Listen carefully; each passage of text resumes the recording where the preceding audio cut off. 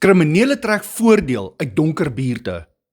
In 'n mediaverklaring deur die DA-raadslid Lourens Kromhout in die Motlasane munisipaliteit, dit is nou die groter Klerksdorp streek, word 95% van alle misdade in die area in die nag gepleeg.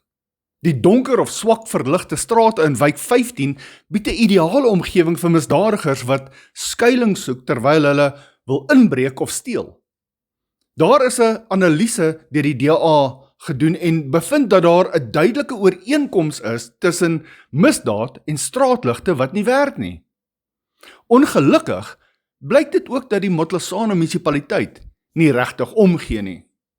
Herhaalde klagtes deur inwoners sowel as raadslede word eenvoudig geïgnoreer en bly die strate donker. Maar dit is nie die enigste probleem in wijk 15 nie. Buiten die misdaadelement is daar 'n gebrek aan padmerke en strepe by kruisings, sowel as padtekens, stoptekens en sulke goed wat weg is en 'n gevaar skep vir motoriste omdat dit lei tot ongelukke.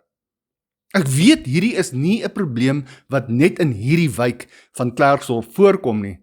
Dit is 'n probleem reg deur die hele Klerksdorp wat onder ANC beheer is.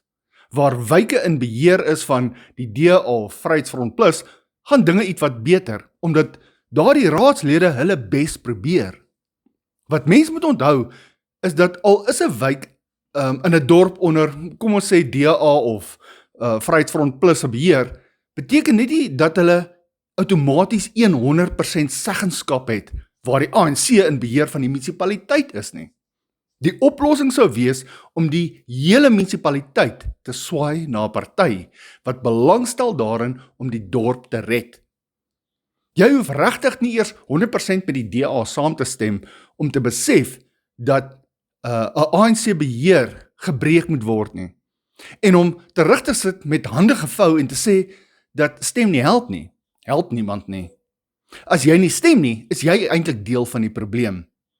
As die ANC munisipaliteit alles reggemaak het en onderhoud gedoen het en hulle rekenings van verskaffers betaal het en nie korrup was nie, dan kan ek jou beloof het niemand eers 'n probleem gehad nie, al stem jy dan nie eers met die ANC saam nie.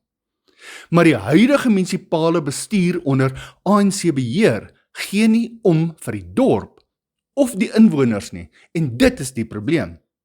Dit is tyd dat die ANC beheer van die munisipaliteit weggevat word, die bestuur vervang moet word met mense wat omgee vir die dorp. Wat dink jy? Watse oplossing stel jy voor?